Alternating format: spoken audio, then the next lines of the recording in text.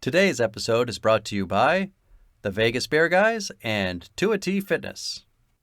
Everything sequel contains explicit language.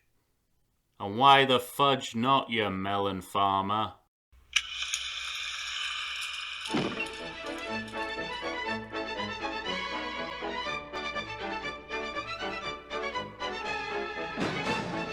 Hello and welcome to the Everything Sequel Podcast. This is the Bad News Bears edition. Today we go to Japan. My name is Michael Shantz of the How Dare You Awards. Joining me, the man, the myth, the legend, the man with a perfect batting average for one-liners, Tom Stewart of Lonesome Whistle Productions. Give it to him, Tom. Because I like it and it's attractive. See, I'm not wrong. Batting 1,000. This you could have retitled this movie in some territories. Marvin and Mustafa go to Japan. I know, right? Featuring the Bad News Bears. Yes. Do you think that they were playing a long game and they were thinking of spin-off potential for these two? Oh man. I mean, it was definitely the time for that. I mean, yeah. Everything was a spin-off of something in the 70s. You know, it's funny because that's one of the parts of the movie that I like the most. Agreed. Is when they're together. I think it's amazing. They have genuine chemistry. Yeah. But despite what you're saying, the movie doesn't, it just feels like something the movie decided to do as opposed to the movie was setting up something.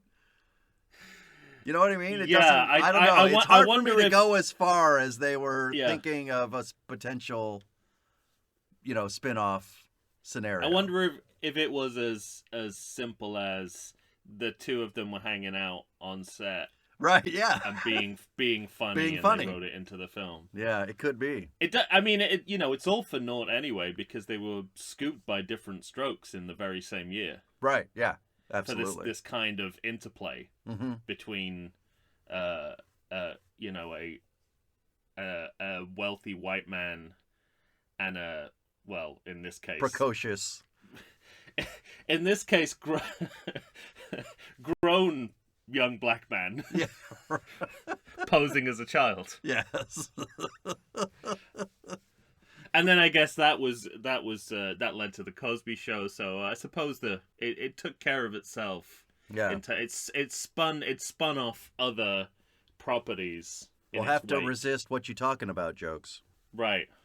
I knew exactly what he was talking about. That's whenever I hear that now, I go that one step further into the Simpsons parody of Gary Coleman saying, I knew exactly what he was talking about. That's great. It is. Oh, man. So, ladies and gentlemen, we're talking The Bad News Bears Go to Japan, a 1978 film directed by one John Barry. I don't know him, Tom. I wrote down these movies: Claudine, Thieves, A Captive in the Land. I don't know those movies. Wait, say those again? Claudine, Thieves. Claudine. Right. It's like the sort of like a public domain Christine. It's about like a used car version of Christine. I remember a Jeff Bridges vehicle called Nadine. He's Canadian, right? Is he? John Barry? No, he's French. No, he's American. I assumed he was Canadian because there's so many French films in his back catalogue, but I guess he's just an American who makes French films, or a French-born. He was born in New York, died in Paris. Well, if you say so. This is fascinating. Dad, this is I mean, in terms of, if you were sort of playing one of those games where you were like those math games where it's like 2, 4, what's the next number? Yeah, right. You would never like go from Claudine Thieves to Bad News Bears Goes to Japan. Right. That's true. Like this in so many ways his back catalog makes no sense. I'm glad you raised that, Well, because that is this is an anomaly in a back catalog that is full of anomalies. Linguistic, cultural, everything. You know what I think does make sense? Everything What? you're saying, and then the fact that this movie has 6% on Rotten Tomatoes, Ooh, yeah, and I did only know made this. Yeah. $7 million in the world and the USA. Again, Killed the just like the franchise. last film, no information on how much it cost to make or what its opening weekend was. Johnny Cash Coyote style. Yes. But yeah, it's clearly the laws of diminishing returns. Yeah. It killed the franchise. I mean, So, not ultimately. They did a remake, and you know the franchise has lived Yeah, on. not for a but long time though. Killed it for a but good yeah, few but- decades. Put it in the ground until we pitch. Yeah, and I think I referred to this in a previous episode that it's on a lot of the worst sequels of all time lists. But Yeah. it feels like low hanging fruit Mm-hmm. because the experience of watching it is not like watching one of the worst sequels of all time. It's not that bad. No, it really isn't that bad. Yeah. No. It's strange. It's odd. Yeah. And it's nowhere It's- near as bad as it could have been. Yeah. Right. No. You get. Like- We definitely talked about that in the ranking episode where we thought Yes. this movie. We go into it. You just think it's going to be so much worse than it is, and it's not that. But even more than that, the first few minutes of the film are exactly as bad as you think they're going to Yeah. be. Right. Right. But somehow after that, I don't know if they're if they were like, even we went too far with the first few minutes of this film, so we got to pull it back, guys. We got to But- rein it in. We got to rein this shit in, boys.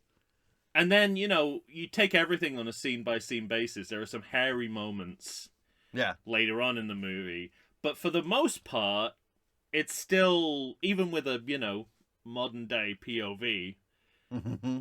it's a relatively painless watch, which the title does not suggest it's going to be. No. Right.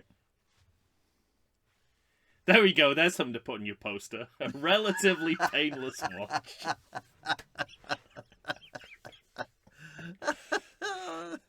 Tom Stewart. Oh, that's great. Hey, can I ask you something? Please. Did you think it was weird that there was like ominous kidnap music with the Paramount logo? Because that's what I wrote down. Well, I mean, I didn't see. You're absolutely right, but I didn't see it that way. It Okay. was just a sort of a poor approximation of what music, Eastern music is. Okay. But I think definitely that Venn diagram exists Yeah. between the two. I wrote down Yeah, that, and then I said, followed immediately by more than vaguely racist credits. Absolutely. Well, yeah. So I mean, I was immediately thinking when I heard the strings, Mm-hmm. the what they think are Japanese strings. Yeah. Yeah, that's right. I was like, oh dear God, Here we go. here we go. We're and on then the we went into racism first roller of all, coaster ride. First of all, let's not bury the lead here. An animated title sequence. Yes, of course. You're right.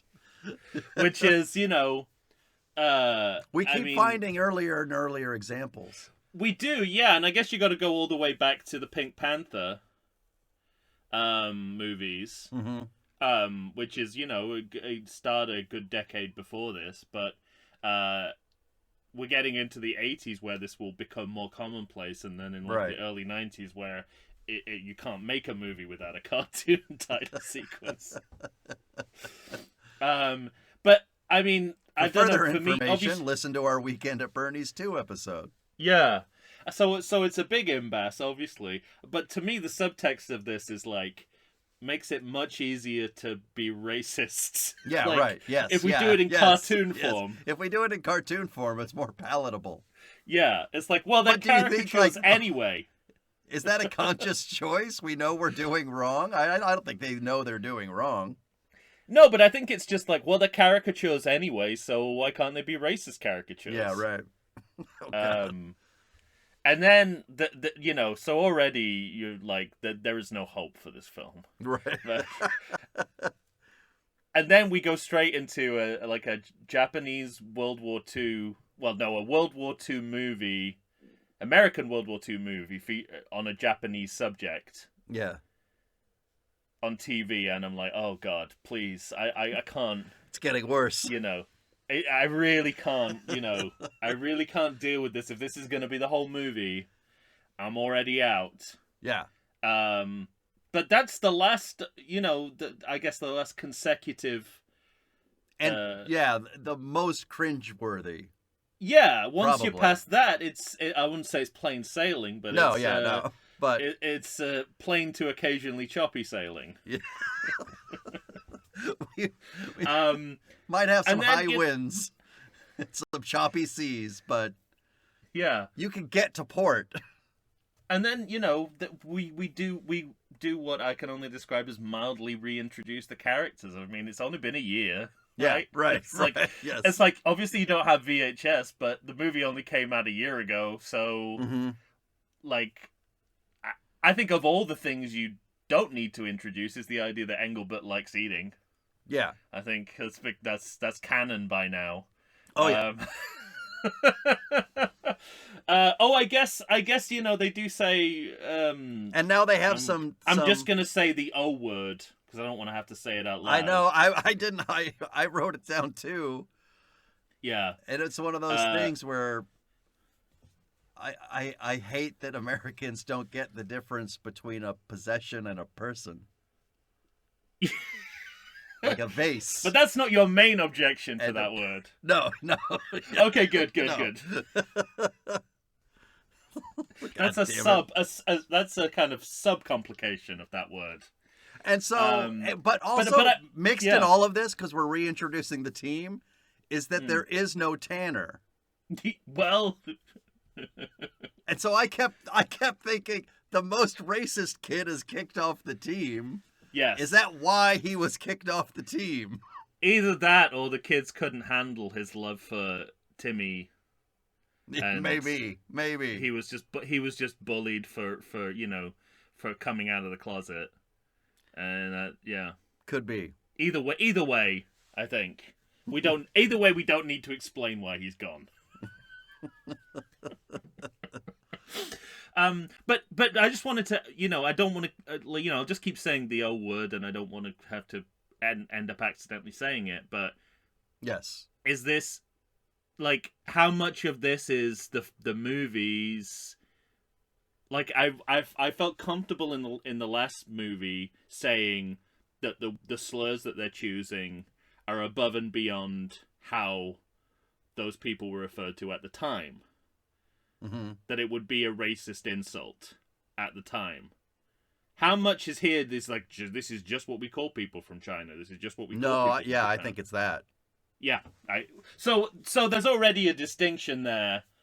If you compare it to to what Tanner does at the same point of the last movie. That distinction is still born out of ignorance.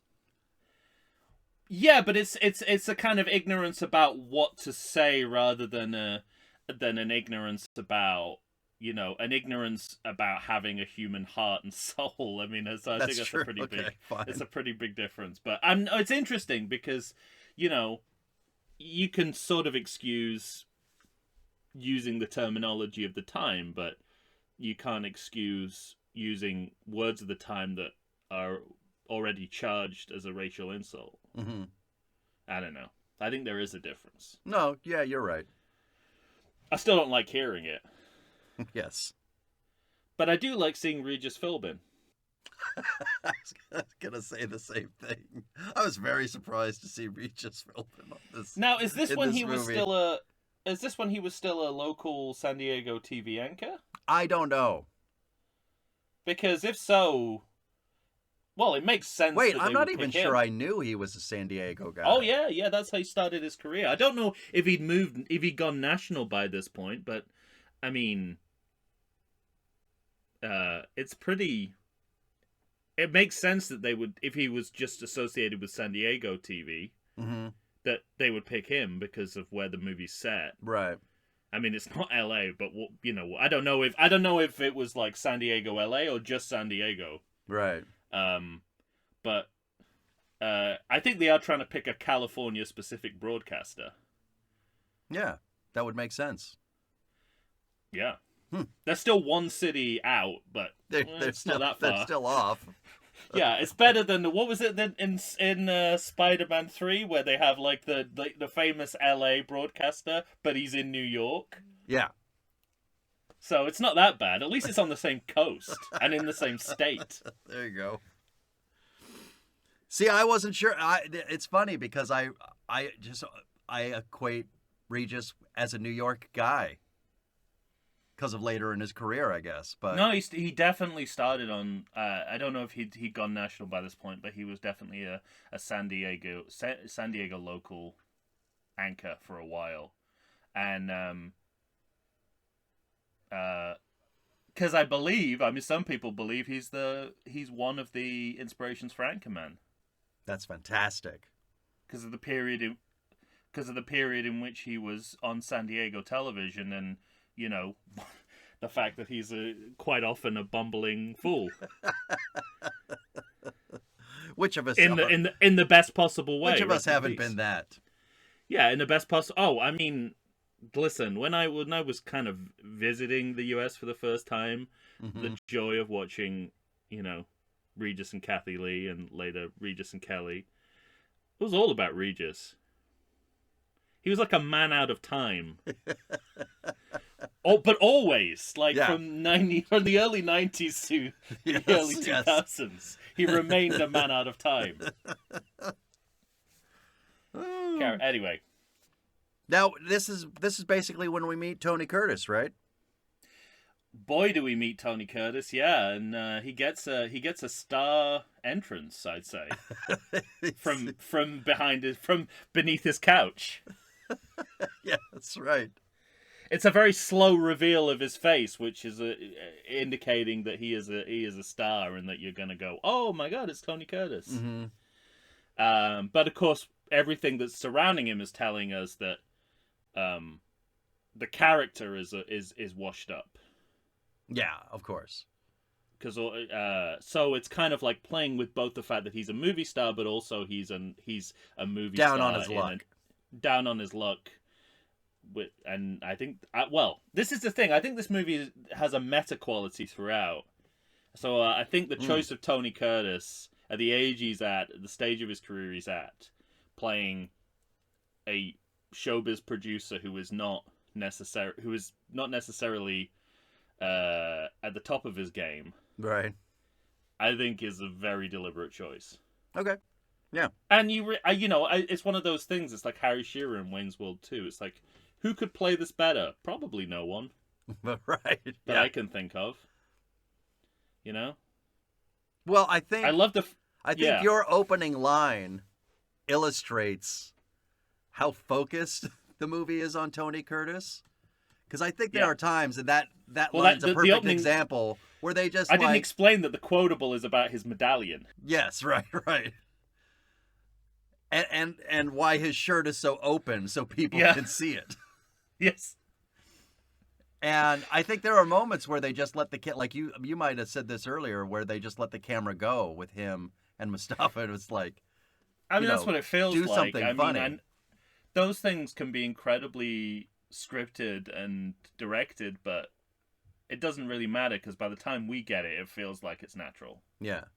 And I think his introduction is like that too, because he's getting on the phone, he's being told he owes money, and he's doing that kind of vaudevillian comic thing that we're familiar with, if you're old enough to be familiar with it.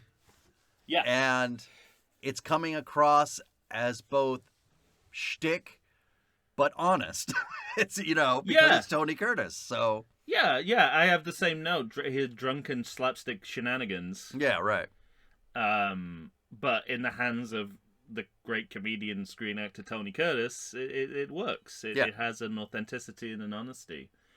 I'm interested in because he's why. But I why noticed. first of all, so why are we following him? Okay, and the movie answers this because he's watching the Bad News Bears on live television. Yeah. Being interviewed by Regis Philbin, where apparently, if they swear or make racist slurs, it gets bleeped on live television, but it's okay for a kid to do it in a Hollywood movie. Right. So the movie's kind of telling us here that there's a double standard, Yes, right? That's right. If you want to include your racist shit, put it in a movie. Yeah. It's that's what it's for. Yeah. That's what movies are for. for children to vocalize racist abuse. But I wanted to know if you caught that there was a moment on that television program, because it was quick too, because they were panning away from the TV, so it was just audio. And there's this moment where they retconned the retcon from the last movie. You talked about. I didn't Yeah. notice it when I watched it Okay. because I had no access to the knowledge of the retcon. That's true. You're right. You had to tell me about the retcon because nothing in the last film suggested to me that they didn't win their game in the original. Yeah. So it would have had no significance to me. And it seems like they're trying to bury this. They're trying to bury bad news. Hey, Right. literally, it's a good day to bury bad news. Yeah. So it's sort of like, did we come to the conclusion that they figured out they were wrong, and this is their way of? I don't know. That's the thing. This that's is like strange. the news, the editor's apology in the newspaper. The Right. retraction column, which is like, by the way, for those much listening, smaller print than anything else. For those listening, we're talking about the television saying at some point Yes. that they're not the California champs, that they came so close and Yeah. got to second place or something like that. It's But very it doesn't. funny. It doesn't explain why they were then fast tracked to the Houston Aerodrome. Yeah. which is- No. Really, all we need to know at this point. Yes.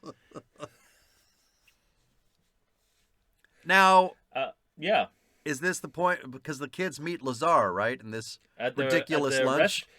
at a restaurant in a fancy like a fancy LA restaurant that has one of the Munchkins from The Wizard of Oz as a bellboy. Yes. Yeah. Exactly. And I guess this is just again like more. Well, it's riffing on the cartoon title sequence, plus the old Hollywood of having Tony Curtis. Yeah. Right. Plus the overall meta quality of the film that these scenes are building, the fact that whatever's going on off screen with the Bad News Bears is the same as what's happening on screen. Mm-hmm. And this is very clear because you can imagine, it's like they are now famous for being actors who play the Bad News Bears. So this scene is about what their lives are like off screen as much as it is about what's happening in the movie. To Mhm. me, at least. Yeah. Like, that and the scene where Kelly tries to chat up a woman at the bar by saying, "I saw you in Kojak last night," which Right. is, That's very. I think, one of the greatest, the most historically specific lines of all time in a movie. I thought the same thing. Not only is it Kojak, a show which is no longer on the air, but it's Kojak from last night. Well, and there's another thing going on here too, because one of the things I found fascinating about this scene, in terms of sequeldom, was that you can see a progression in the film. So in the last film, they devote a good 15 minutes to, hey, we want to go to Houston by ourselves, but we know that's no option. So we're going to do this and get this, and we're going to have this ruse with this guy, and then we're going to introduce him to the family, and we're going to talk about, we're going to have dinners, we're going to show dinners, we're going to have a whole, set piece involving the parents know, whereas this movie just has Tony Curtis say, as you know, your parents agree with everything in these contracts. Done. Well, good for them, And then they can move on. It's an classic inversion, and It's so good. It really made me. maybe another point where they recognize that they wasted too much shoe leather. Yeah, right. Getting the movie going in the last one. because you What a can say great the shortcut. because you can say the same about how quickly they get to Japan versus how quickly they get to Houston. Mm-hmm. Yeah, right. Because you can accuse this movie of a lot of things, but hanging around unnecessarily is not It's one not of them. one of them. They are always moving It's like forward. that hard cut to them getting off the plane in Tokyo was like, whoa! It's like, did we lose some of the movie? Yeah. Isn't this the part where they're supposed to fly the plane by themselves? Yeah, I thought that I thought that Tony Curtis was gonna get out of the plane and just turn to camera and say, "Well, it's called Go to Japan." Because it's like, I don't know, in an age when movies take far longer than they should, Mhm. it's always a surprise Yeah. when movies get to the point quickly. But it shouldn't be, right? This is like Yeah. this Yeah, should that's be right. this should be the bread and butter of cinema, but it isn't anymore. So it's always a shock when a movie doesn't hang around in getting Mhm. to where it needs to go, and even more of a shock given that it's a contrast to what they did in the last movie. Yeah, right. Yeah. And of course, in between that, we introduce Mustafa, Hmm. and the seeds of the double act that will carry the movie between him and Tony Curtis. Yeah, they're planted here. And and Mustafa's not. I mean, I don't want to get too specific. I don't want to get too forensic about this, but he's not a bad news bear. Right. Yeah. He's not in the team He just has He's to just go. because What Ahmed's mother were the works. choices? What were the choices? There was the choice was he was going to have to stay with a family member, and he just wasn't going to Yeah. do it, right? I think so. Yeah. Yeah. I mean, as the movie goes on, I think the implication is that Marvin wouldn't leave the two black kids in the team behind Hmm. for publicity reasons. But anyway, Okay. Yeah. at this point, that's not it's literally just little kid under the table kind of jokes. Yeah.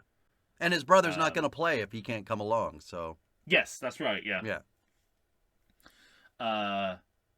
And I guess there's some latent assumptions in the fact that Ahmed's mother has to work. Yeah. Right. I think they But- even say it.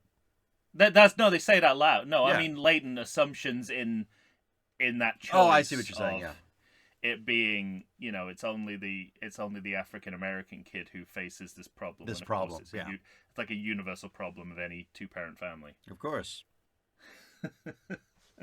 even in 1978. I have a note here that we does Engelbert, does he start a fight because he gets called fat? Like we still have the fat jokes, right? At the airport. I think it might have been at the dinner. Well, you see some of the Or the lunch, rather. In Tokyo, you see the scene where it's like the kids are like they're talking in Japanese, but they're physically touching themselves, as in like, oh, look at the belly on that kid. Oh, that's right. Yeah.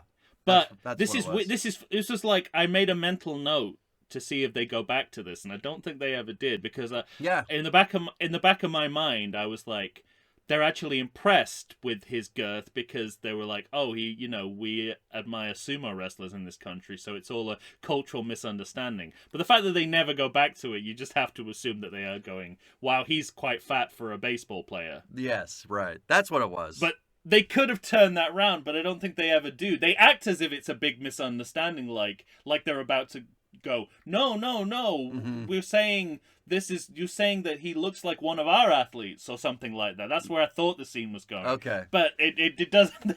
Yeah. It doesn't. It like, never I don't gets know, there. It never gets there. Well, it doesn't help. I guess it doesn't help that whole scene starts with bowing jokes. But it's pretty mild, right? From what Yeah, it could have yeah. been. Yeah. I mean, it's You're you know. right. No, I know you like we wouldn't put up with that now, but in a '78 film, I go, okay, I'll give it to you. I mean, you knew it was coming. At some point, you Yeah. were going to see this. right, and it's. And there's lots of photographers, Mhm. they are from the press, which I guess makes it okay. But this, you see the long shadow that that will set in, as that they're all, every time you see a Japanese person, they have a camera with them. Sure. Like, I mean, they are press, so you should, again... Right here, it makes sense. Right here, it makes sense. So this is why, at this point, I'm like, if we get through this airport scene without any egregious racism, I think we're good. We're okay. Yeah. What And more we can you did. expect? Yeah. And we did, so I was mildly impressed at this point. Again, another great quote for the poster. I was mildly impressed. That's great. Well, we're almost 17 minutes into the film and about to play our first baseball game. Should we take a break and come back? Definitely. I think that's a great, yeah. All right. Great, but we just got to Japan. Yeah, so... We did our job. We Yeah. went to Japan. Come on, we got to Japan. And you're going to be so pleased that we're playing baseball so early. So we'll come right back and start It's talking almost about as that. if it's my exact next note. All right, right after this.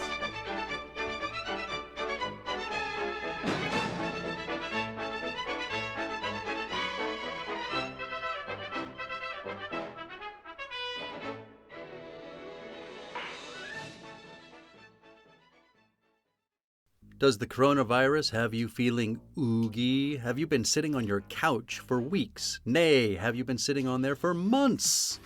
Well, it's time for you to get back in shape. Check out 2AT Fitness. You can find them on Instagram. You can find them on Facebook. 2AT Fitness was started by Tina Bernard. She is ready and raring to go to help you get back into the shape you want to get into. They've got all kinds of classes. They've got outdoor in-person classes. They've got online classes if that's what you prefer. Ladies and gentlemen, it's time to get back in shape. You're going to find a variety of exercises. You're going to have strength training, cardio, weightlifting, even fun 5-minute burnouts that will push you to your limits. So get off the couch, get into shape. Go ahead and check out 2AT Fitness. Tina Bernard has got you for all your needs. I know her personally. She's fantastic. You're not going to meet a better person to help you become the new you. Check it out. We're back. Tom and I are here discussing the surprisingly not too offensive The Bad News Bears Go to Japan. Directed by John Barry. You don't know him? We don't know him. But, well, if you're French, you might know him. Maybe. There you go. As the He's a possibly director. American, possibly Canadian guy who does plenty of French stuff. Yeah. You'd be like, oh yeah, he's the director of A Tout César. Yes. Yeah. So I have a note here that says, as we said on the way out, 17 minutes in, and the Bears are playing a game, and apparently they suck again. Yeah, well, it's that sort of Indiana Jones type reset, isn't it? Yeah. It's like, nah, I don't believe in the supernatural again. And then this is the moment where Mustafa's playing with his chest and shit, right? That's where your quotable comes from? Yeah, that's where the Yeah. quote came from. Yeah, absolutely. And And you this know, is the moment where you realize, oh, these two are going to be great together. Yes, I Yeah. think it's sort of that this is going to be the highlight of the movie. Mhm. And also, that meta quality of the way that Marvin is pitching the TV broadcast of the Bears is kind of like Yeah, so we should the say... way that we publicize the Bears in real life by saying, "Look at them, they're a microcosm of America." It's like there's a self-awareness about like what the Bears are and what they mean to culture, which we have. I don't know if it's in the original, but it's certainly not in the last movie. Yeah.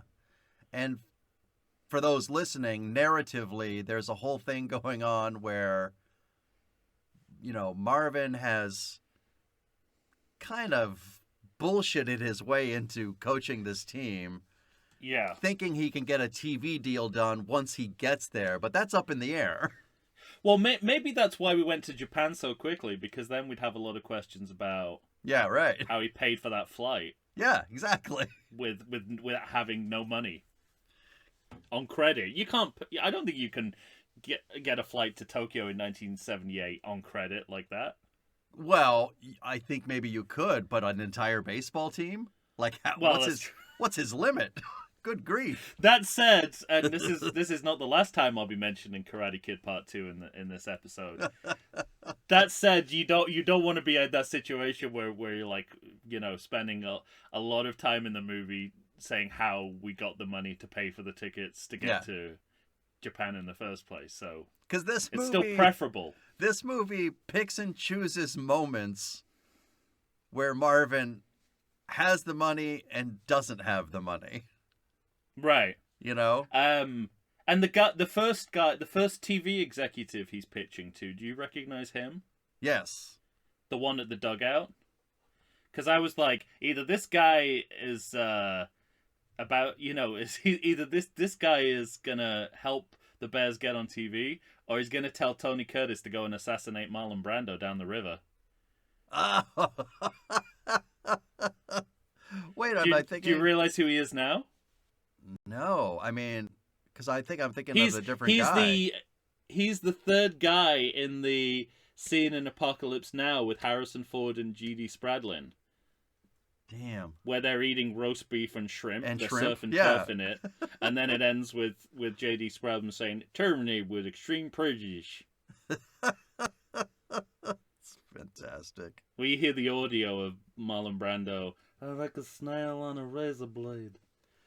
That kind of that's it. He's so apparently he's this actor who just plays Americans in the East. See, because I was thinking of George Weiner, the network director. Yeah, well, that's later. This is the first guy he pitches him, who rejects him outright. Okay. Where he's sitting in the dugout during the game, and it's the guy from Apocalypse Now. And he just walks away. All right. Yeah. And I just think it's funny that it's like, does this guy live in... Right. Does this guy is like an American who lives out there, so whenever they make a movie out there, he's in it? I don't know. Well, that was... Because I haven't seen him in anything else. I've never seen him in anything on American soil. Yeah.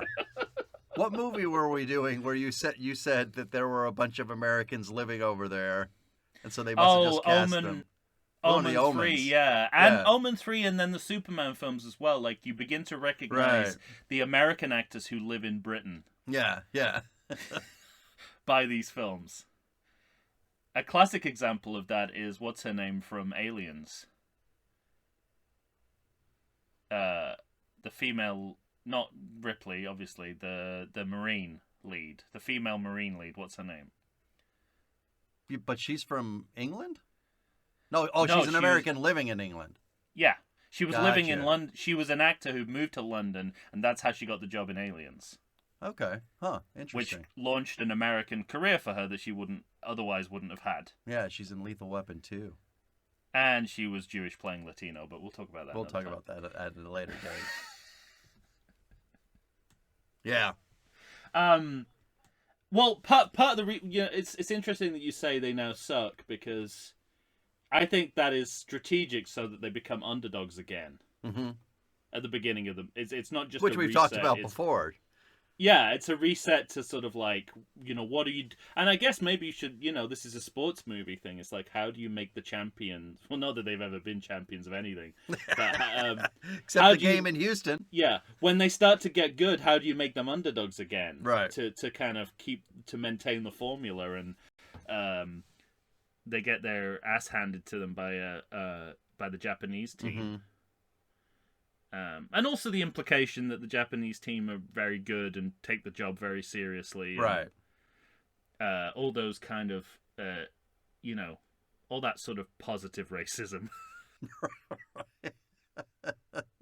It's still underpinned by a fear of Japanese imperialism, but, yes. We're never going to get away from that. But they're better at it because Rising they work Sun. hard. Yeah. Yeah, exactly. Yeah. Yeah.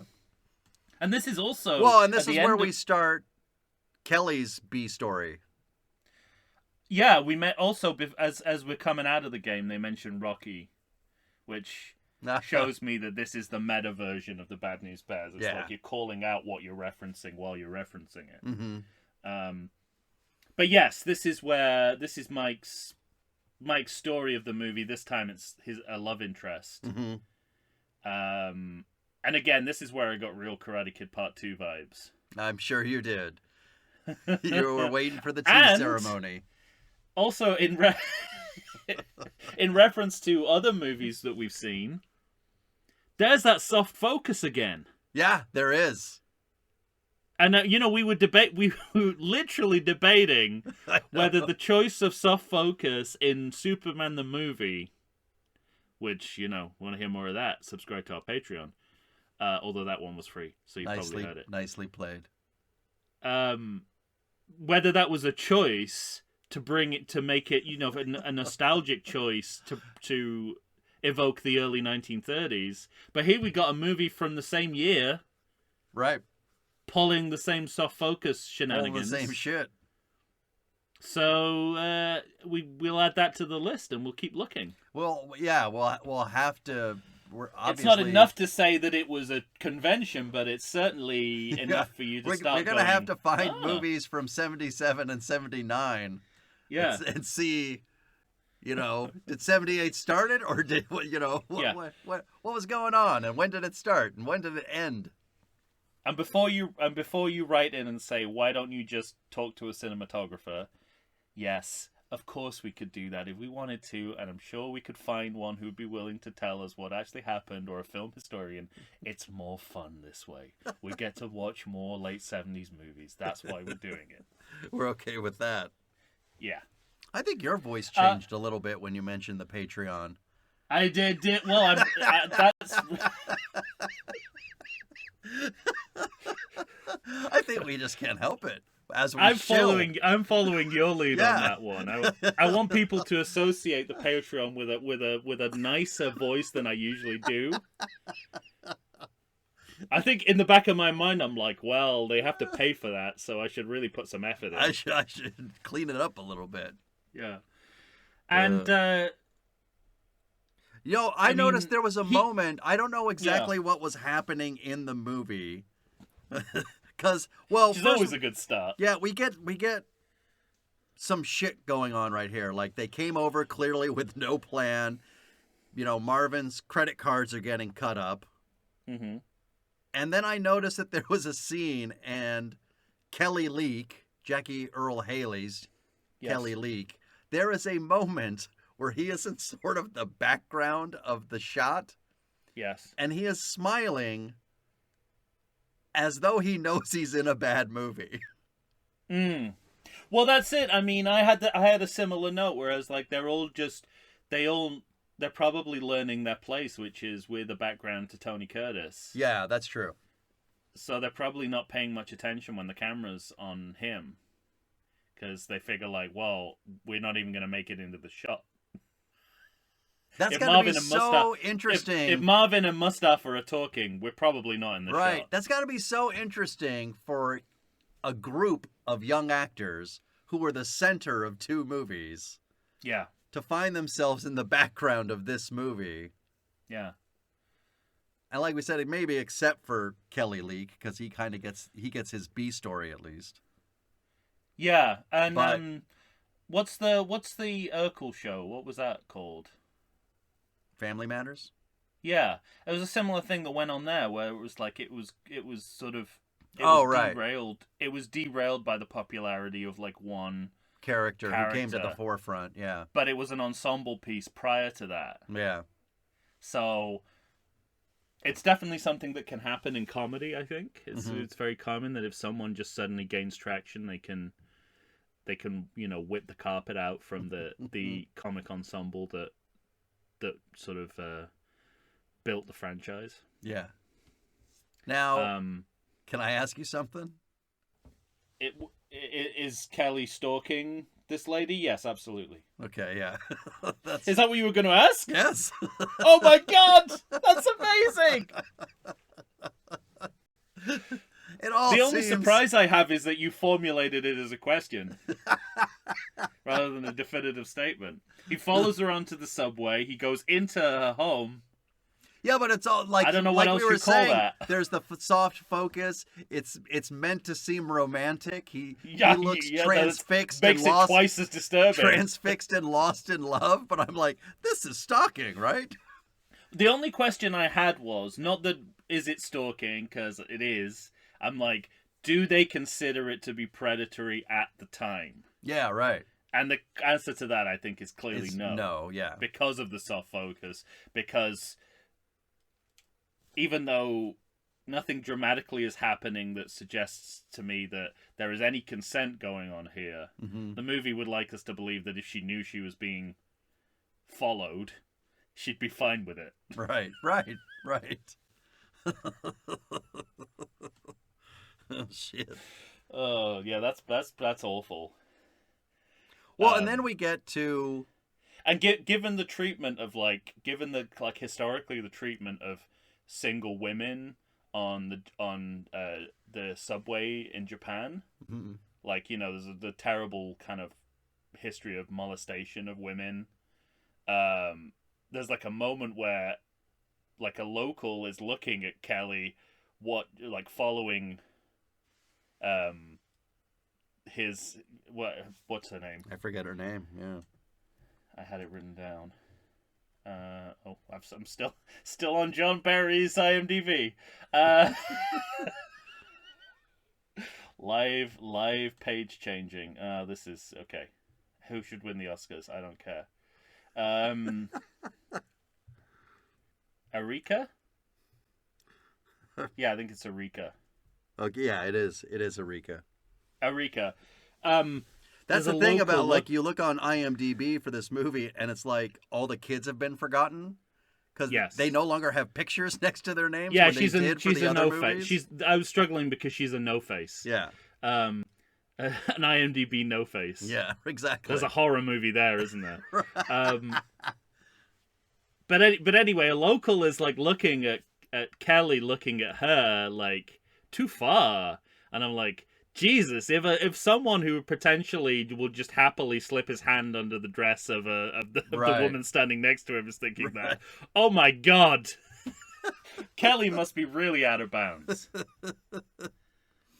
Well, and then I noticed.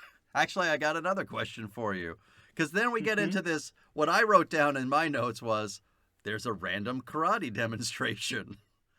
And I can't decide if this is where the movie is going off the rails into a really bad movie, or off the rails onto a different rail of magnificence. Yeah. Because it's crazy. It's Temple of Doom. It goes off. It's like the Minecraft, the minecart chain. It goes off the rails and then it gets back on the rails. Oh man. Well, here are my thoughts. Obviously, it goes on much longer than is narratively necessary. Yeah, I said it's getting muddy. It's there for a sports spectacle, which is part of sports movies, right? You got to have events in there. And I like that they fold little napkins on top of the cement blocks, to protect their heads. And we've had more sports events in the first third of this movie than there was in the entirety of the last movie. Yeah. So we've definitely asserted the claim that this is a sports movie better than the last one did. So I don't have any issues with that. But I suppose, I just think why? Why? Because it's a different sport. Yeah. It's sort of, so I also don't understand what this event is, right? It's a demonstration because they are gonna of martial arts that is for their wrestling match. It's a pre-game to a wrestling match later in the evening. Yeah. Which doesn't make a whole lot of sense to me. And one guy knocks himself out. Right, and then obviously you get Cue the Bad News Bears. When the American martial artist / wrestler arrives, they're riffing on Apollo Creed very clearly with the jingoistic flag women dancing around him and the funky music. Although weirdly, that's more Apollo Creed in Rocky 4 than Four. it is in Rocky, which Yeah. just doesn't make sense because that hasn't happened yet. And of course, both the sources for that are Muhammad Ali, so I guess it kind of makes sense. And then just because it is such a detour, but then they try and work it back into the plot. Right. So it becomes like Marvin. So But I'm trying to figure. Even the I'm trying to figure solutions. this out in real time. Yeah. He's going to replace a martial artist with a wrestler to get an interview for the Bears. Something like that. So this is interesting. But what's because, interesting is that he chooses to try to put someone else in the place, who apparently has many different. Because health the guy conditions. injures himself in the martial arts pregame. Yeah, right. So he's got a buddy who somehow gets to Japan immediately. He tries to put him in, but finds out he's got too many health problems. So now Marvin's going to do it himself. Oh, you're right. That's another layer. So it's another layer of Marvin could have just done it himself. We're already in a really extended sequence of scenes. Yeah. That are going on too long. I just thought it was interesting that we added this character who's gone 3 minutes later. Mm-hmm. And this is the thing. It's like, but it's the world that we're seeing is the show business side of sports. And I think what the movie's trying to do is trying to get into what Marvin's good at, which is problem solving in a showbiz atmosphere. Yeah. Even though if it's mixed with sports, like he's making him an underdog as well. Yeah, right. But yeah, this is. But it's also showing how far he'll go for the team. So I think there's that added to it as well. Yeah. Because he ends up he ends up wrestling with the actual wrestler. Yeah. He puts his money where his mouth is. Yeah. And so the kids come in and there's a melee. I also love that they go into this arena and I wrote down, man, that fucking arena is completely empty. Like there's nobody there. Clearly, but isn't it like 3:30 in the morning? I have no. I don't remember. Don't they say at one point that like the air like the in order to make it prime time in America, it's like taking place at 3:30 in the morning. Well, what I like was. So my question to you is, why would anyone be there? Well, what I liked. If it's 3:30 in the morning.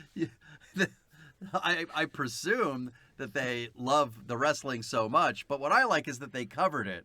Clearly, this movie could not afford an entire arena of fans. Oh, sure. And what I like was that they said, they were expecting one wrestler and got another. Obviously, not a lot of people came. But that only explains the first wrestler. Right.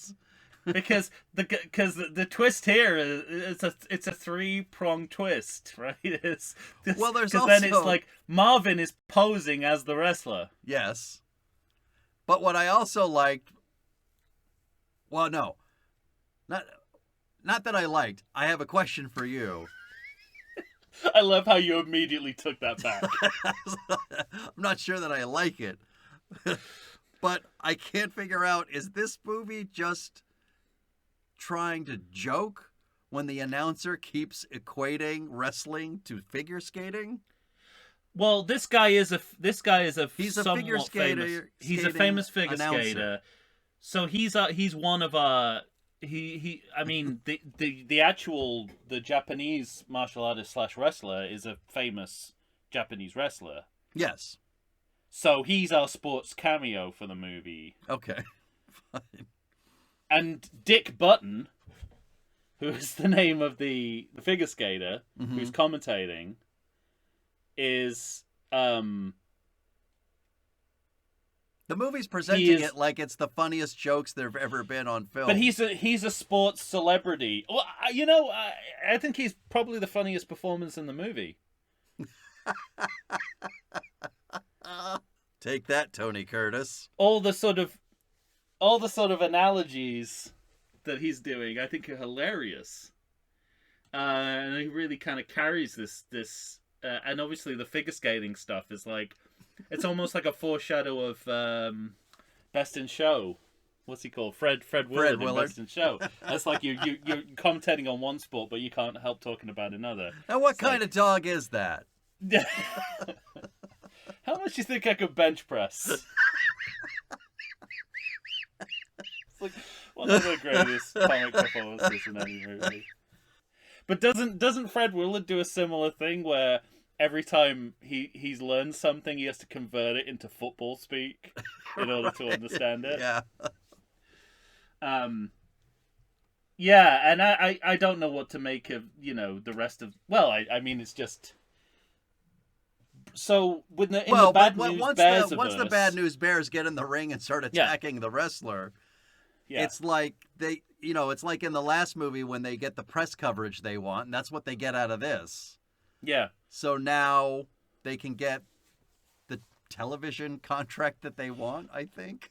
Well, it all kind of tracks for me, because if I if I was watching, a satellite broadcast of a Japanese wrestling match, and right, and the opponent of this famous Japanese wrestler was Tony Curtis in a mask, followed by a bunch of little leaguers, right? I'd be like, yeah, sign me up for whatever they're doing next week.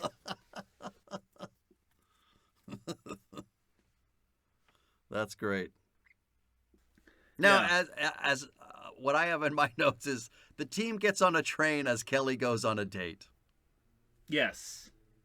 Oh, they leave him, don't they? They. I mean, there's even a couple of lines. There's a couple of lines explaining why he's where's not there. Kelly?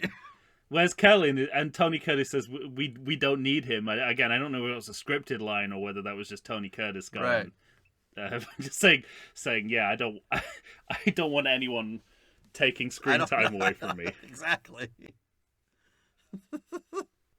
And mostly it's just it's exactly that. It's just pumping up the amount of screen time that Tony Curtis has. Yeah, one of my next notes is this movie seems to be for Tony Curtis only. But we do, I guess the sort of, I think it is a byproduct, but we start to see other bears get a little more of the spotlight. Yeah, so we also... The scene with Stein and the interacting with the Japanese players. That's what I was just going to say. It's one of my favorite moments of the film, because there's no setup to it. It's just like... Mm-hmm. He's just like, they're like, here's how we play basketball. Here's how we play baseball here. Mm-hmm. And he's just going, oh, you mean throw like this and like that? And it's like... And what I like is nice. It's just nice. Like there's no what I like agenda is that to the scene. There's no agenda, and what I like is when you put the two teams of kids together, they're just being kids together, right? And they like each other. And then you get Mustafa learning Japanese rituals as well, right? And again in a scene, but it's Marvin that wants to put discord between the teams.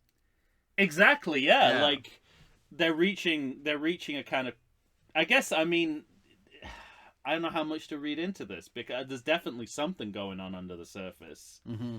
Because they're going to a war memorial, and there's a sense of we're working through these wartime wounds on both sides. And as you say, like this generation of kids, it's like this is they've got no agenda, skin in the fight. And, it's like they're not skin in the fight. This generation can figure it out themselves. That seems to be what's going on. And then, as you say, Tony Curtis comes in, but that is also quite progressive, because it's sort of saying that unless Americans,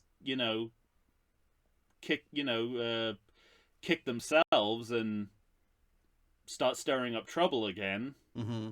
we can move towards peaceful relations between the countries. Well, what I found interesting too is it's.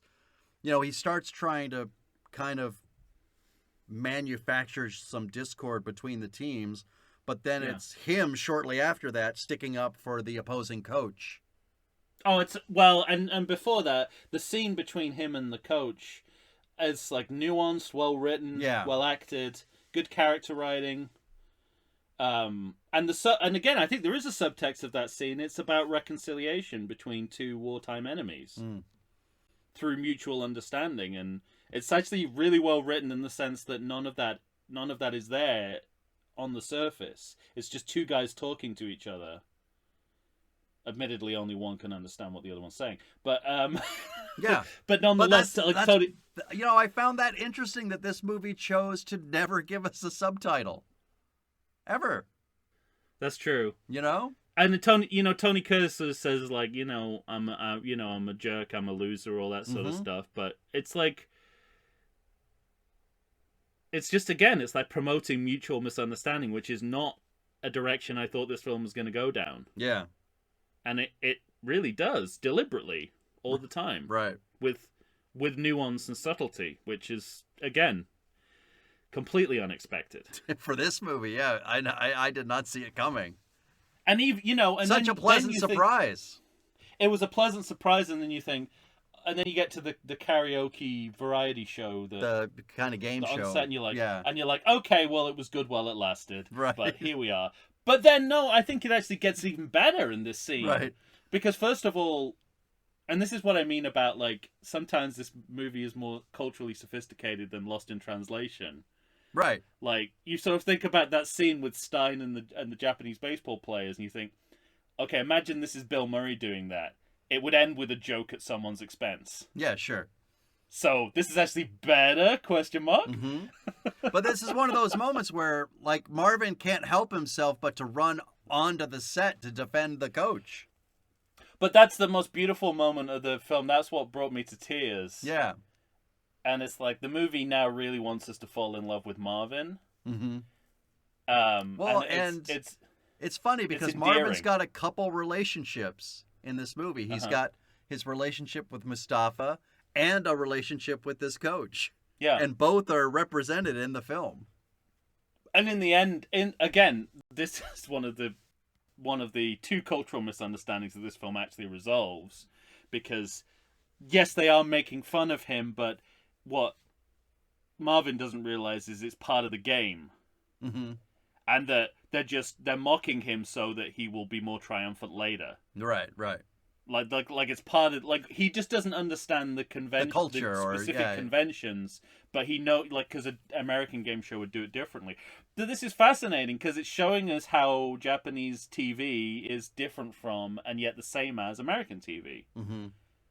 And that must have been a huge thing for American viewers to see in 1978. They'd be right. Like, oh, it seems weird and strange and different, but if you unlock the cultural code, it's just like a not regular game show. Mm-hmm. I don't know how early this is for, like, the Western fascination with karaoke either. I don't know if this sort of became, this was like, still felt exotic, or whether karaoke was sort of taking off at this point. And go ahead. And a Godzilla commercial straight after this. Yeah, right. Which is, but again, like, par for the course. It's not imbued with the kind of anti-Japanese dogma that you expect it to be. No. Because Godzilla is kind of it's what brings East and West together, isn't it? Right. In some ways. I was gonna say in some ways. Well, it's like it's what we know culturally of Japan, especially in this period. Mm-hmm. So everything seems to be designed to bridge the gap between the cultures. Yeah, right. Which is, again, not an approach I thought this movie was going to take. Mm-hmm. I'm not saying it does it perfectly, and sometimes it does it horrendously, but for the most part, I think it's pretty good, and for the time, very good. I can't disagree. So strange. Well, we're not where I thought we'd be. We're gonna get into more of Kelly's love story and the game itself. Why don't we take another break? Yeah, sure. All right. Well, this is having said all that. We're going to get into a couple of scenes now, which are problematic. Agreed. More on that after this.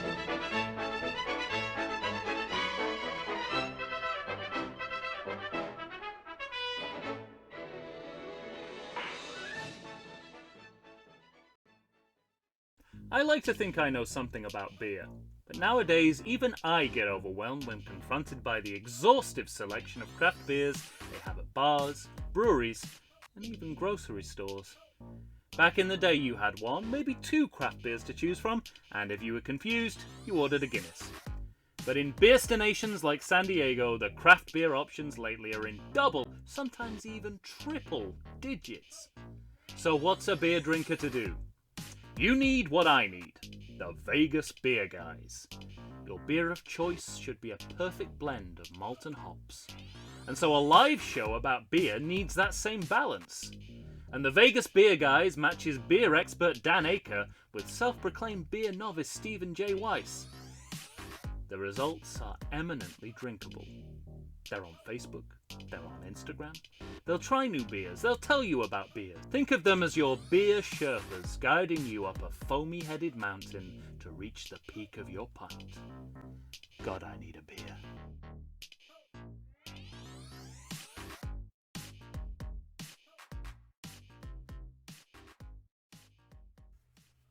Here we are, back once again, finishing up with the Bad News Bears Go to Japan. It's everything you think it is and is not everything you think it could have been. Yeah, absolutely. I don't know how else to describe this movie. Yeah, it's the title is both an accurate description of what happens in the movie, Right. with none of the with very little of the fallout that you think would be implied by a title like that. Yes, exactly. Another poster quote there. I don't know, if I saw that at a poster, I'd be like, I'd watch that movie. That sounds intriguing. Oh, that's funny. Well, last we left, I believe he's looking for Arika at the pinball or the pachinko parlor. The pachinko parlor, Mm-hmm. and meets her dad, right? Yeah. I don't know if we've skipped over a previous. Oh yes. So Did we skip something? previous to, well, not really. Not in any real sense. I just thought I just wanted to comment based on what we've said about Kelly's style in the last movie being about 10 years too late for that style. Uh-huh. That now he seems to have caught up with the 70s fashions. Okay, yeah. Because he's full David Cassidy in these scenes. Very much. Yeah, you're right. And so much so that, like, when I first saw him and Akira both arrive, I thought that it was like Akira's girlfriend. I didn't think Kelly had was in the scene yet. Right. I thought they were just like the two of them going to get popcorn, or whatever it is they're doing. So I just wanted to sort of say that whatever anachronisms were there fashion-wise, someone sorted them out in a very short space of time. Someone got his shit together for him. Yeah, maybe it was just letting him wear his own clothes. I don't know. Yeah. Feels like that was the obvious solution. But yes, yeah. Then they're in the pachinko parlor. And again, so it's like there's a lot in this movie that would end up in Karate Kid Part 2 and Lost in Translation. Yeah, right. But the funny, not the funny part, but it's weird that they're bringing something up that doesn't really drive the story in any way. No, you know what I mean? This is a weird part. Like they're an interracial romance with none of the problems associated with that story trope. Yeah, right. Because until this moment when Dad doesn't clearly want him dating his daughter. But as you say, this doesn't turn into anything. No, yeah. So it's just playing with the imagery of that story without committing to the consequences of it. This movie doesn't have the time for it, I think, is what really is going on. Oh, it does. It just doesn't care. You're right, yeah. It just doesn't care, I don't think. It doesn't care. Yeah. But directly before this scene, I think, is one of the most problematic scenes in the movie. If what I think happens in the scene. With Lazar? Yes. At the massage parlor? Right. Okay. Yeah. So this is what I want to get to, right? Go. When we meet him, there's kind of geishas around. Mm-hmm. It's sort of it's a massage parlor with all the connotations of that. Right. He just got laid. That's the implication, right? Well, I didn't know if he just got laid, if he was about to get laid, or... Okay. But... First of all, I know that there's more to geishas culturally than just sex. Of course. I'm saying this movie doesn't know that. Yes. It's like the Simpsons with the lizards and the wings. You know, it's like, did you know they have wings? Yes, I was just hoping they didn't know that. It's that kind of thing.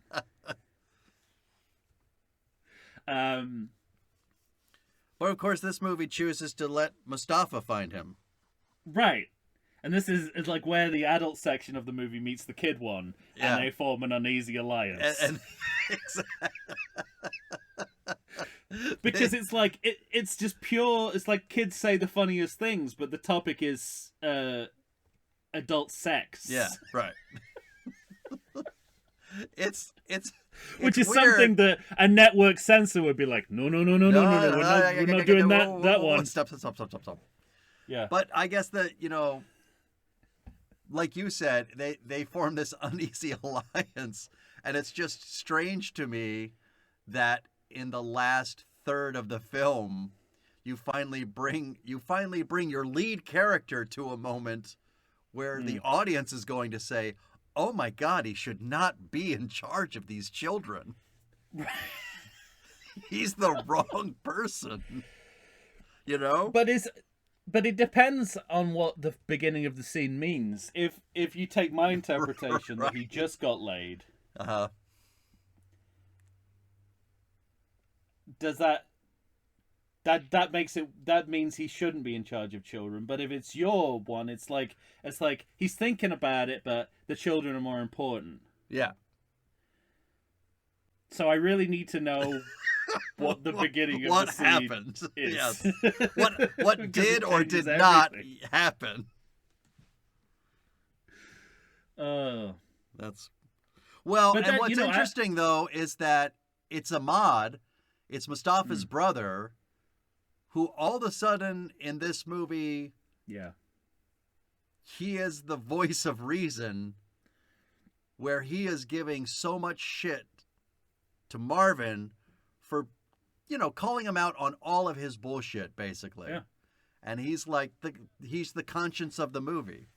It's another really surprisingly nuanced and complex scene It is. Yeah. in relation to when, he comes back to the My the note is hotel room. he's got him pegged exactly.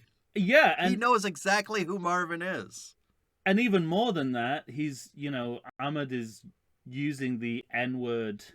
He's reclaiming the N-word back against Marvin. Mm-hmm. Not that Marvin's ever used it, but we've heard it used in the past movie by Tanner.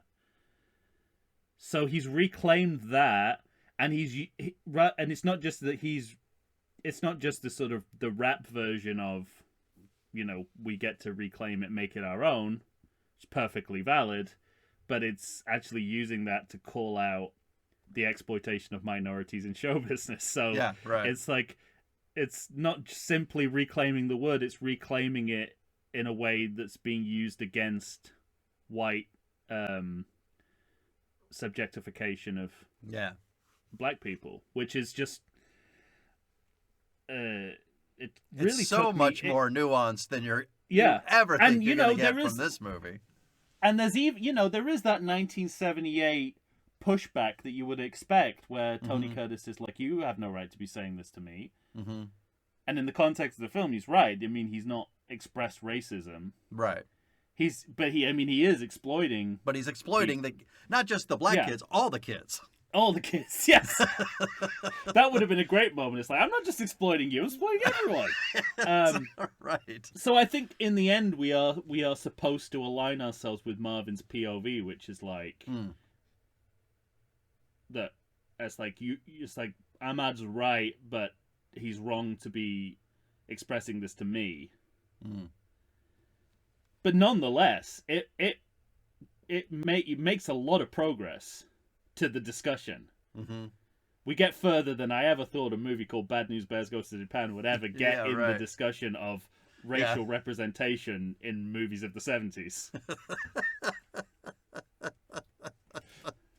So even with that kind of pushback that you would expect from a movie of the time, where, white people get defensive, and we're told that that's where we should be. Right.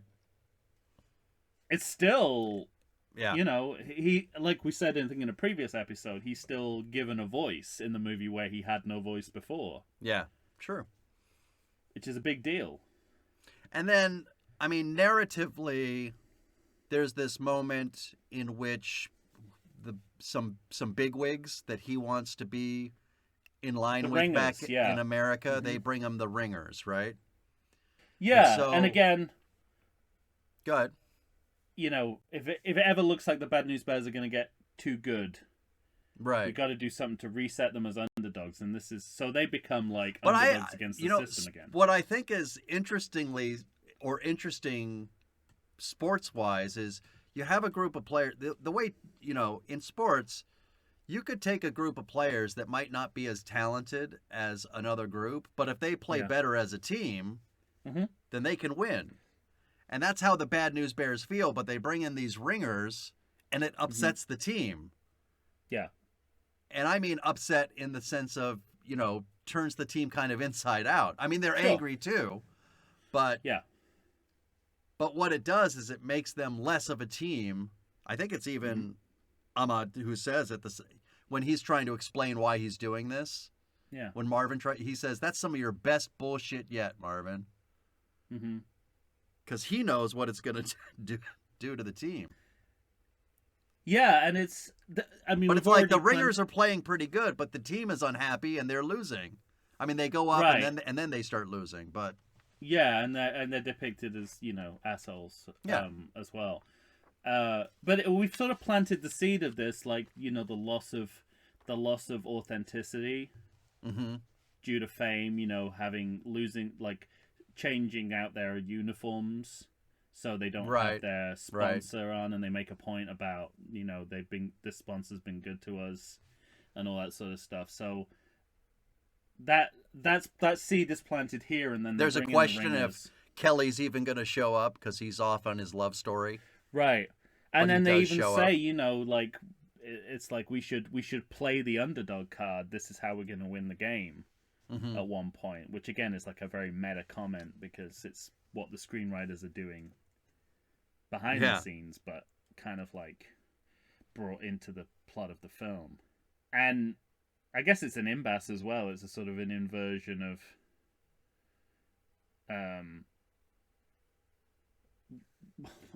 this is hard. Is Marvin a coach? The two main characters of this Yeah. film are the coach I mean- and one of the players, and one is not a coach and one is not a player. Right. Because it's like the opposite of what William he Devane's has nothing. doing. He has literally nothing to offer this team, No. baseball wise. But it's like the opposite coaching philosophy, isn't it? We fix the team by putting better players in it. Yeah. Right. And William Devane was all about, you know, as long as everybody Does their thinks best, and works together, strategizes. and strategizes, and thinks as opposed Yeah. to just plays. The problem with the ringers is it makes it difficult to know who we're supposed to be rooting for, Right. because Yeah. effectively both teams are being beaten at the same time But by them winning. yes. Yeah. But what's interesting, I think this movie does walk a razor's edge. It does strike a balance somehow during this game in which, because the ringers are such assholes that at some point one of them is a pitcher and he's going to start headhunting against the team. Yeah. And a brawl starts after like a hard slide. Did I say yeah enough times to make it sound like I knew what you were talking about?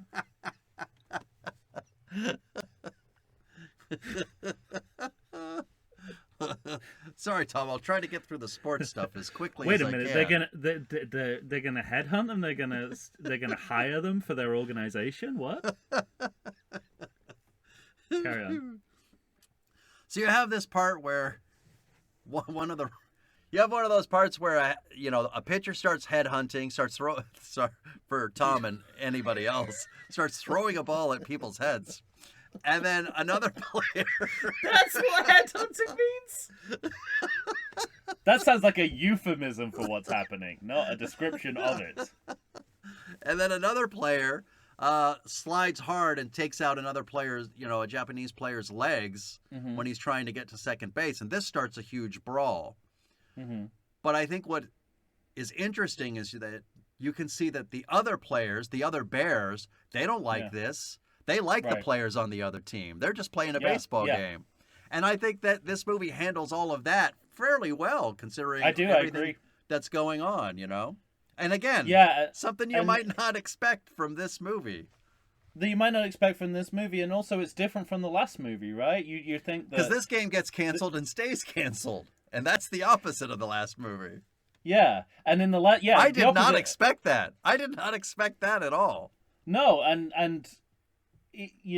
I was gonna say even more opposite. That doesn't make sense, but just to add to the opposition, they stay on. The last team stayed on, but this time they walk off. Right. So it's very clearly meant to be an inversion. Mm-hmm. And that it also recognizes what the main attraction of this is. It's not the game itself, but the fights, the bad sportsman's like behavior. Mm-hmm. Is what we want from the sporting events, not a game, like following a game like an actual game. Yeah, right. If you're coming to Bad News Bears for that, you're sorely disappointed. And it's like, and it's also, it's like it's the final game, but it's not it's like it looks like the final game, but it's not. It's a fake out. Yeah. So maybe that's what the martial arts pregame was trying to tell us, that trying to ease us into this idea. You might be reaching further than is possible for the benefit of this movie.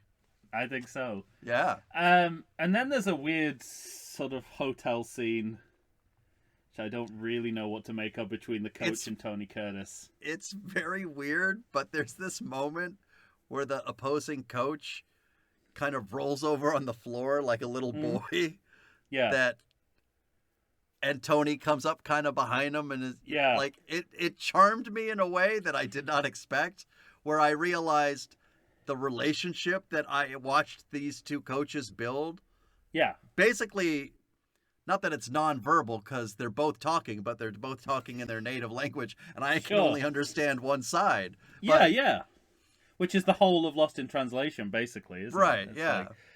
like, and then, there's this sort of, I think the perfect demonstration of like where this movie lies in relation to racism is the fake out harakiri moment. Yes, right.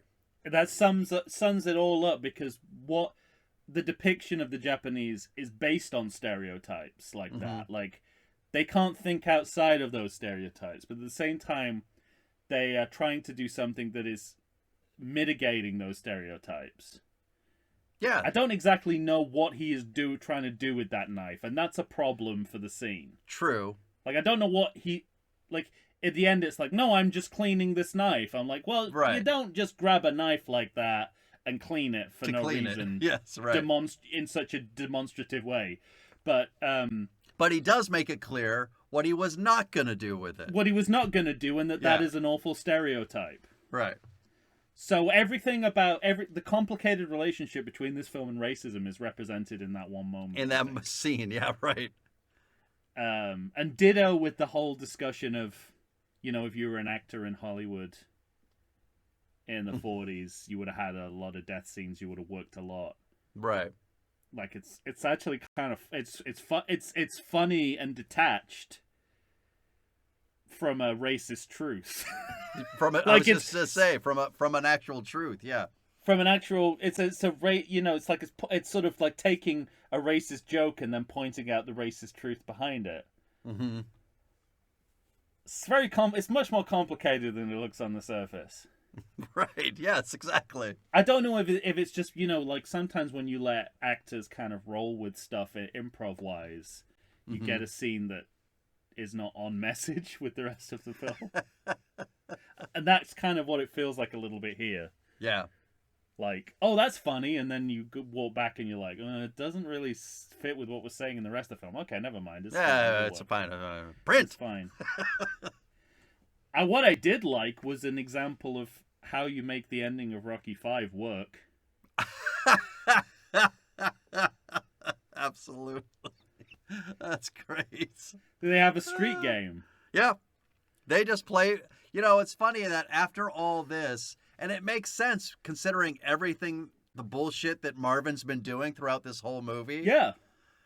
That the kids just wanted to play baseball and they could finish the game on their own. They don't even seek out the coaches, They Exactly, just, yeah. So they're going to sandlot it. This is an example of a street game ending to a sports movie that actually works. Mm-hmm.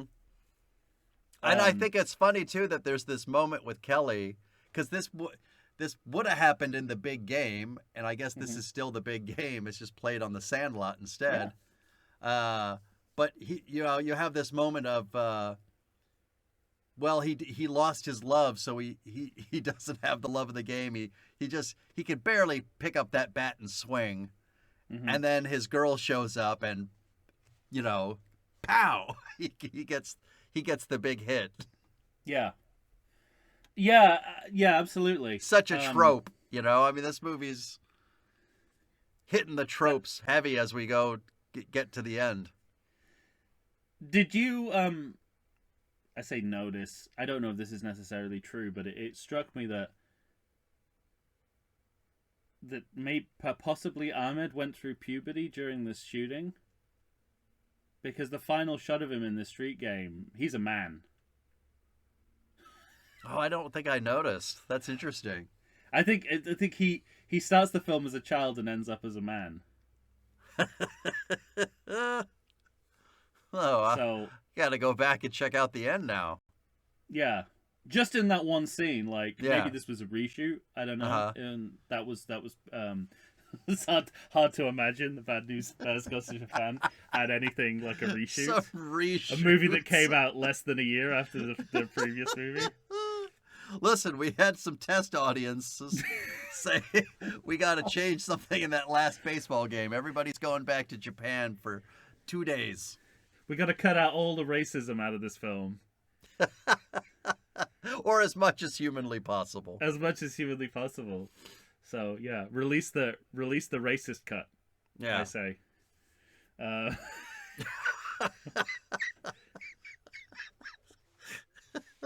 That's what Zack Snyder fans you hardly ever hear that. Well, that's what Zack Snyder fans are really thinking, though. Release the racist You're cut. not wrong. Yeah, but in the end, the lesson was for the love of the game. Yeah, and everybody learns that lesson, including the two coaches. Right. And in the meta spirit of this film, it ends with them teasing the next sequel that was never made. Where Tony Curtis turns to the coach and says, "Next year, Cuba."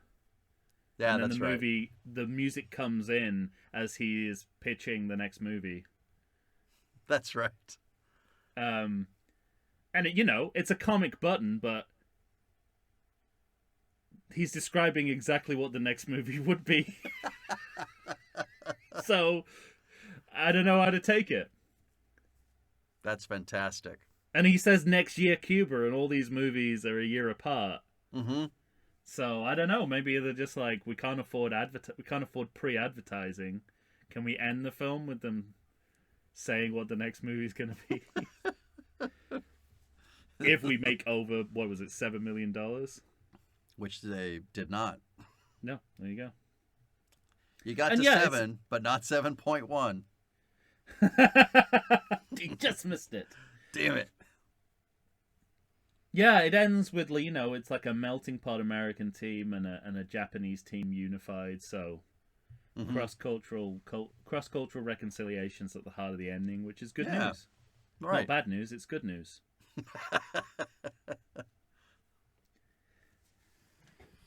Anything left for you? I have a brief credit check for You don't have a choice. Yeah, I know. Those credits don't last long.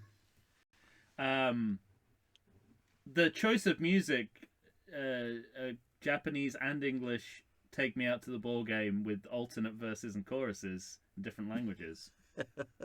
Not bad. That cements the cosmopolitan message, I think. Sure. Of the movie. No recap of the film this time. Yeah, Just, right. Just a freeze frame of a building. Of a building. Yes. And this is sort of where, like, I was like, this movie was made too quickly. Like, because I was trying to reason this out. It's definitely the idea of recapping the movie in the credits is not going out of fashion. No, yeah. We got a good 10 years of this left. So the only reason why they wouldn't do that is if they like literally did not have the time to go to the Steamback machine and pull the clips from the movie to put back in. I mean, if you just find a Sylvester Stallone movie where he's trying to end an iconic character, it'll be there. Star Trek IV: The Voyage Home. Oh yeah. So so I think that is literally like that is all the footage we have. Like The Last Temptation of Christ, the film just ends. You know, you actually see the film end on screen. That's good. But a big difference from last year. Another big difference from last year's movie. The film actually acknowledges its product placement, which makes me think that the last film's use, like uncredited use of Budweiser as a sponsor, right, caused some kind of change in the law where you had to list the affiliates. Like Clifton James as a Anheuser-Busch spokesperson was just a step too far for them. I don't like that. I want to see my name up there in the credits. So, but I it feels like what happened between 77 and 78 that meant It's really important. you had to Yeah. put all this in the credits. Some sort of legal action was taken. Did they or the opposite? Did they realize that if they don't put it in the credits, they don't get paid? I don't know.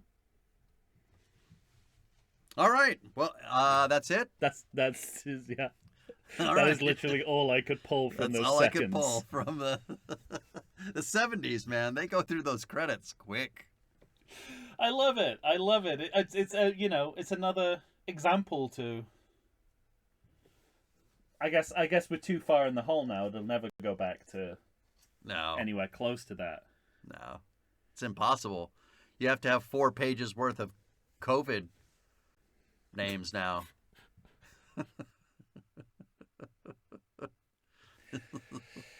Wow. Yeah. All right. Well, that's it, ladies and gentlemen. The Bad News Bears have gone to Japan, Never to return. never to return. Got lost in translation. Yay! All right. Well, you're going to have to tell us what you think of this movie. I think we're both kind of pleasantly surprised. Not a good movie, Yeah. but It is. it's Yeah. so much better than I ever thought it could, would, or should be. Yeah. I guess I'm not saying it's a good film. I'm not saying that it's better than this kind of film should be. Mm-hmm. But I am saying that it's definitely not down there with the worst. Yeah, I don't think so sequels. either. Yeah. Well, and you'll have to tell us what you think. Do you defend it? Even a bit? Find us on Facebook, Instagram, or Twitter. Send us that email to everythingsequel@gmail.com.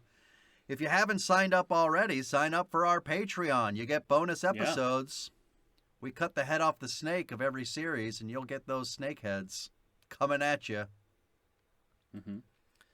All right.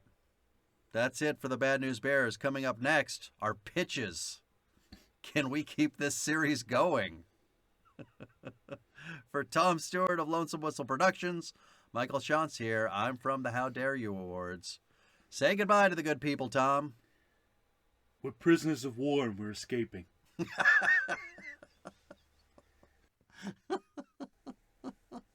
I'm alarmed how much my Tony Curtis. I was gonna say, I like with your- with my Patreon. I voice. like your Tony Curtis. Tony Curtis. Tony Curtis. Because I like them. Don't Yeah, touch them. the Spectre. It's like the the specter of that kind of anti-Japanese sentiment during World War II. It's never far away from the movie, but